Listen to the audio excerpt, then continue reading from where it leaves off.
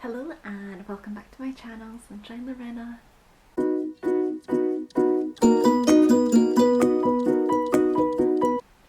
So today I'm going to be doing a 24-hour readathon because I don't know, I want to try and see how much I read in 24 hours. I have some annual leave. This is Sunday the 20th of March, so just after the clocks went forward, so I have lost an hour's sleep. Didn't think about that when I planned this. Yeah, I'm going to be reading for 24 hours. I'm off this whole week of work, so I want to get quite a bit of reading done, and I thought it'd be fun to start off with a 24-hour reading challenge. I'm planning on starting at 9 o'clock tonight. I find that starting at 8 o'clock, 9 o'clock works well for me, because I can get quite a bit of reading in, sleep for a bit, get up and then continue on reading throughout the day. It's like 3:30 now, so got a while to go yet. The first book that I know that I'm going to pick up is The Islanders by S.V. Leonard. This is a new release that came out this month. It's a debut novel by this author, and it's been described as a murder mystery thriller meets Love Island, and as soon as I heard that I was like, I'm sold, I'm buying it, I'm reading it. Like, do I need to say anything else? Like, I'm so excited to read this. So basically our main character, she was in the police force, something happened, it's been like 5 years she's been running away from whatever happened, and she needs a fresh start. She gets selected to be a contestant on, what's it called, Love Wrecked, not Love Island but Love Wrecked, and yes, if she wins the prize money then she'll be able to get that fresh start that she wanted. However, within hours of the show starting, the Islanders arriving, one of them is murdered. So it means that one of them on the island is, but one of them is obviously a murderer. She needs to try and figure out who the murderer is. However, for every hour it takes her, one more person will die. So it sounds super intriguing and interesting, and I can't wait to get into it. There is about 300 pages, so I think I'll get through it pretty quickly. Love a new book smell. So that, yeah, really looking forward to that. And then I'm going to attempt to try at least 2 books, if not more, in this 24 hours. The second one I've not quite decided yet. I want to try and read one of the books from my spring TBR, which is on my channel if you want to check it out, as I've not picked up any of those yet. And I've decided to take part in The Stand a lot. The Stand by Stephen King read along, which starts on the 12th of April for 24 days. So I want to try and get quite a few books off my spring TBR before then, because I won't read that much other books while I'm doing that read along. I know it's divided up into little chunks, but yeah, I won't read as much, so definitely want to get one of those off of there. So I'm thinking either sticking with kind of thrillers and reading The Passengers by John Mars, or The Whisper Man by Alex North, or I might pick up one of the romances on my the romances on my TBR. So either The Hating Game or You Had Me at Ola. Because I'm not going to pick up any of the classics and try and read those in a 24-hour readathon, because yeah, classics take me way longer than other books to read, and I'm not going to rush through the story of the Lost Child, which is the final book in the Neapolitan novels series. Like, I don't want to rush that. I want to savour and enjoy the last book, and then I can't even remember what else was on that list, but yes. But I am super excited to read this. This sounds so much fun. So this is going to be first, and then decide which one of the other ones I want to read. But yes, I will see you at 9 o'clock tonight. Yeah, I'll see you at 9 o'clock. I will be in my pyjamas because I'm going to be all ready and read for a good 3-4 hours before going to sleep. But yeah, that's it. I will come back to you later on when I start this challenge and reading, and I'll keep checking in on over the 24 hours. So yeah,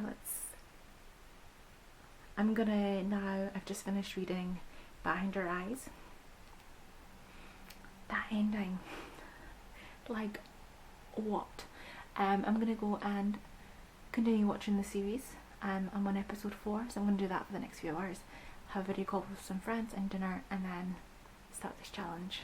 So I will see you later.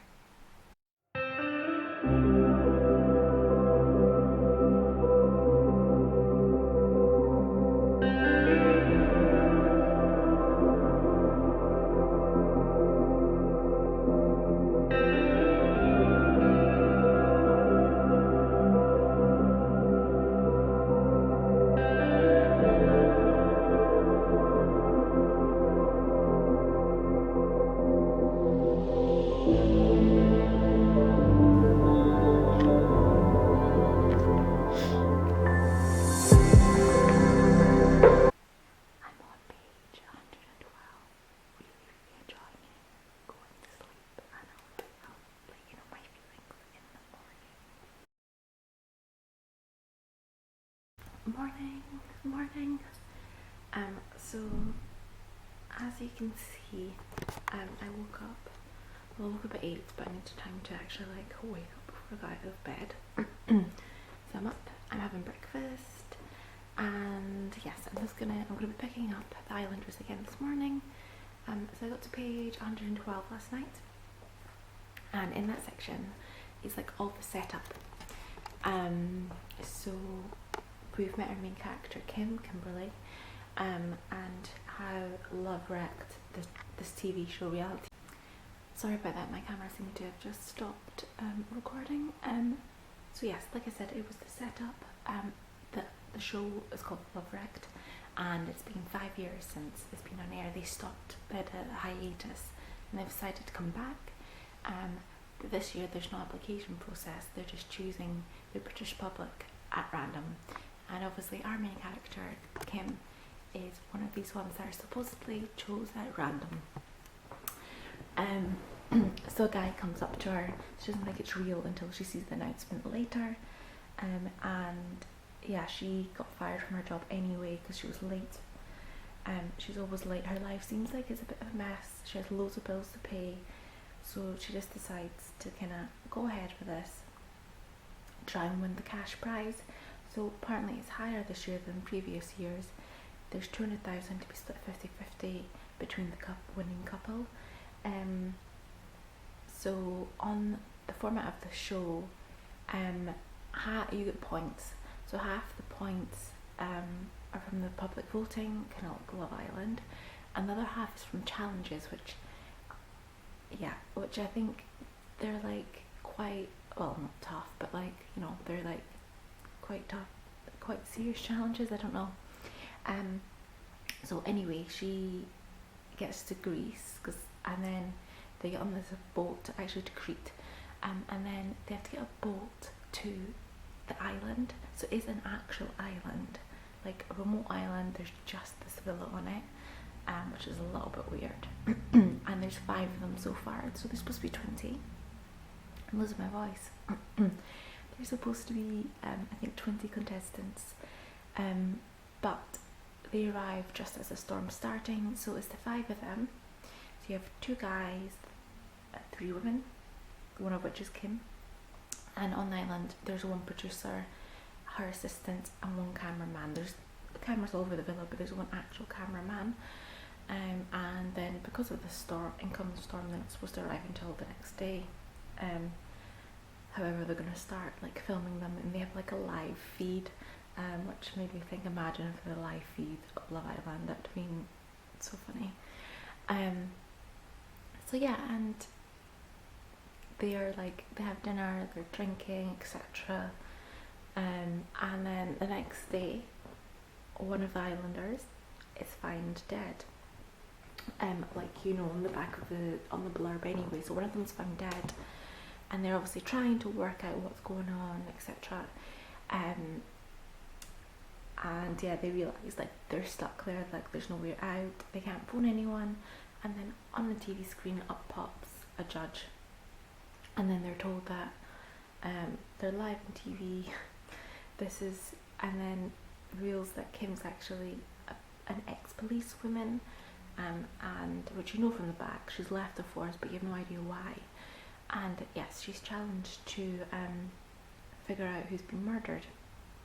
And later on it's been revealed that if she doesn't, I'm at this point now, that if she doesn't solve it in an hour, someone else is going to get killed. Which is just like, what? So what I really enjoy about this as well is in between you're getting these little inserts from Spyland. It's like some sort of like gossip kind of website, and then you see people's comments. So they all think it's like some sort of a challenge to the show, and then people are like, is this real? And then one of the TV channels have like pulled it from being shown, but it's been shown elsewhere, because obviously like somebody was found dead, so they stopped like showing it. But yeah, someone else has managed to get a hold of it, so it's on TV. So yeah, it's a little bit like, I feel like somebody's taken over the TV show. You know, I feel like somebody's hijacked it, and yeah, this isn't what's supposed to happen, but other people think, oh, it's just a challenge, like it's not real, but Kim like knows what dead bodies look like, and he's really dead. So yeah, she's gonna have to solve it now. I love that setup. There is one person at the moment that's obviously looking guilty from how it's been set up, but as we know from murder mysteries, it will not be that person. It's going to be someone else, but I don't know who. Like, yeah, I don't know who. I can't say anything else because I want to get a reveal anything if you decide to pick it up, but yeah, I'm not too sure at this moment, so I'm going to have my breakfast.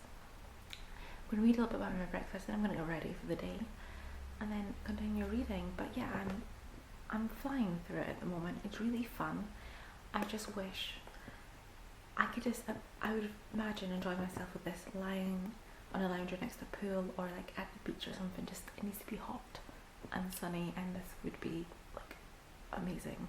But yes, I'm enjoying it so far, and now we can get into the actual solving the murder mystery part. Check.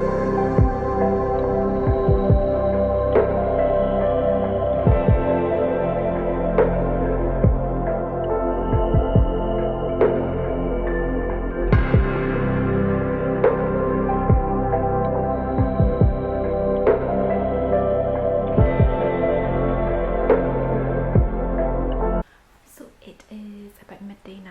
I'm about halfway through the Islanders. I was hoping to be further along. I've just been a bit distracted this morning, but I am really enjoying it. There is another dead body, and I still have no idea who it possibly can be. Kim is like interviewing different people because she obviously needs to try and find out who the killer is. Otherwise they're going to keep killing people, like people turn up dead. And it's just been pulled from all UK channels, so it's just live streaming on the internet, so it definitely feels like somebody's like taken over the show and it's not what was originally intended. At least that's what I think. But it does seem that every person has secrets. Standard, like, you know, murder mystery, everyone has secrets, so you just don't know who it is, because it seems like you don't know their secrets, but everyone's hiding something, so it could literally be any of them. But I'm really enjoying it. I love a murder mystery, and yes, I'm gonna get through, keep reading, I will have lunch, and then it's starting to brighten up. It's supposed to be a nice day, so later on I'm gonna go to the park, sit down, read a bit, walk around. I haven't quite decided yet what my second book is, but I will decide before I go for a walk. Because it's going to be on my Kindle, and if I'm walking I can actually hold it and read it, but when I'm sitting down I'd read this. But this is so good, like definitely you need to check this out. Okay, I've just finished Islanders and I really enjoyed that. Great murder mystery, really kept you guessing until the end. It was all wrapped up nicely there at the end, and I think I'm going to give it a 4-star because I really thought it was fun and enjoyable. Yes, and then it seems like it has some sort of link to Agatha Christie's, and there were none. This is a little bit mentioned at the end, And yeah, I've never read any of Agatha Christie's books. I definitely want to, because I do enjoy murder mysteries, and she's like the queen of murder mysteries, so definitely to pick those up. But yeah, no, this was really fun. Loved the concept, execution was great. Loved the characters. It was a really good quick read. And like I said, yeah, enjoyable. Loved the whole playing on the whole kind of Love Island type concept. I think it was a really great way to do a murder mystery. So yeah, that was really great and fun. So I've decided to pick up The Passengers now. Kind of going to themes of link to TV shows, because The Passengers sounds like a plot, like an episode of Black Mirror. So I'm going to go with that. The sun is finally broken out of the clouds now. So I'm going to go to the park, walk around a bit, sit down, read, and just enjoy being outside. And I can't believe that there's going to be quite a few nice days this week when I so happen to have time off work. Yay! So yes, I'm going to go and do that, and yeah, cue some footage of me at the park.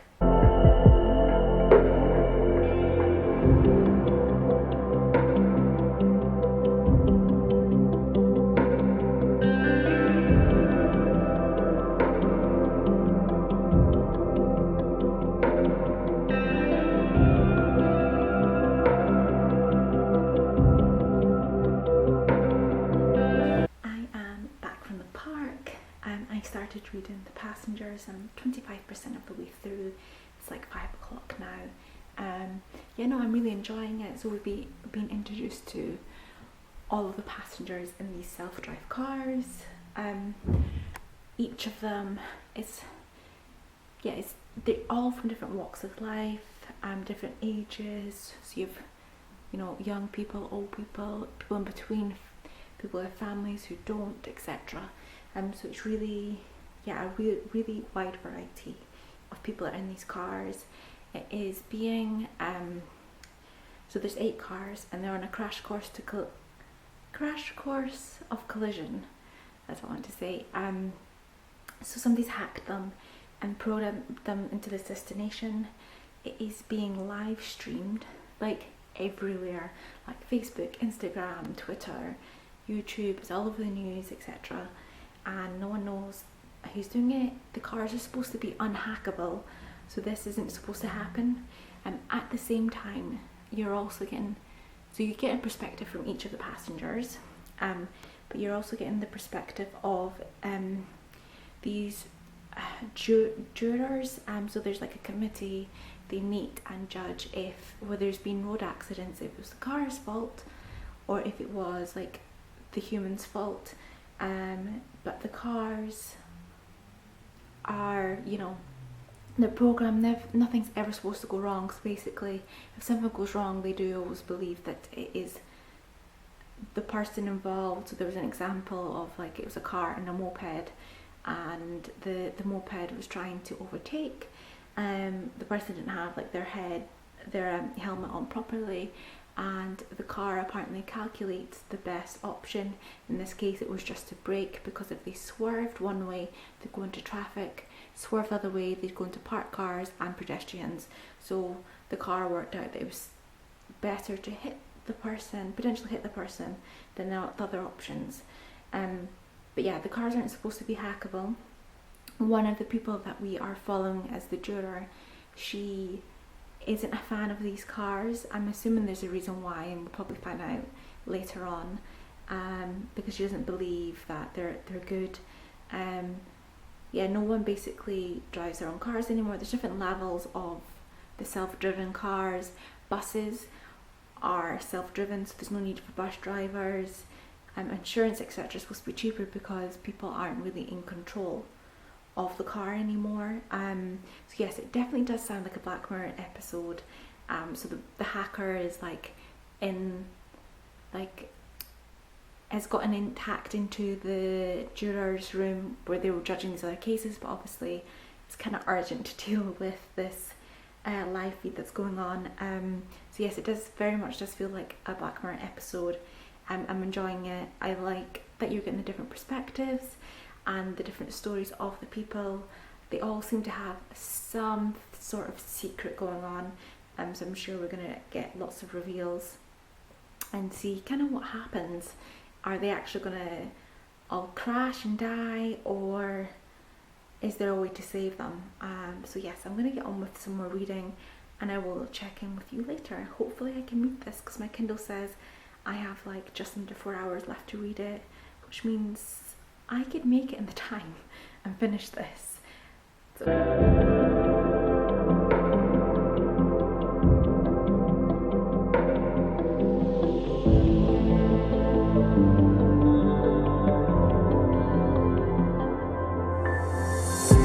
I'm like 35% of the way through now with Passengers, and like this hacker is like serious. Like, you know, I still don't know what the hacker's game is. I think he's trying to prove a point about like the system, the jury system, and how the inquest works. When obviously there's been a case of like collision of like vehicles and, you know, people dying. I think he's making some sort of point about that. But he's serious. Like somebody, like there has been some deaths already.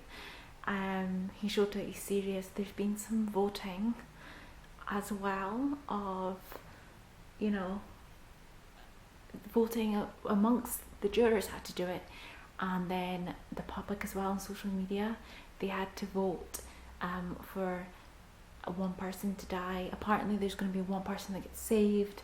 So yeah, he's like proper serious. Like imagine, I mean, this like really serious. So like I said, I'm assuming there is some sort of purpose behind this. Like maybe he had a family member, somebody who died, and like the jury like decided that it was their fault rather than the cars. I don't know, but yeah, no, proper serious. I don't know if anyone's going to survive this. It's quite intense, I can tell you that. I am enjoying it more than John Marr's book that I read in January, which was What Lies Between Us. I think that's the name, so I'm definitely enjoying it better. It has like, has a sci-fi element, and I'm not really like a sci-fi person, but I'm quite enjoying this. Also, I need to check, I don't know which year this is set in, but it's in the future, and this book was written a few years ago, but like there was like because they were talking about obviously how the public's reacting, and like on social media and stuff, and they were like, oh, there's like more activity than there was on Facebook in 2020, and it was just like I wonder why there was like, it's just weird because this was written before obviously the pandemic, but it's just like, yeah, there's like more social activity than there was in 2020. I just find that really weird. When I read 2020 I was just like, oh. But yes, I'm enjoying it. I'm going to get back to it. I really want to see where this ends up, what's going on, what's the reason. But yeah, definitely giving me Black Mirror vibes. I'm really enjoying it. There's not been like new Black Mirror for ages, so this is a great book to pick up, and at least I'm finally getting one of my spring TBR books ticked off. And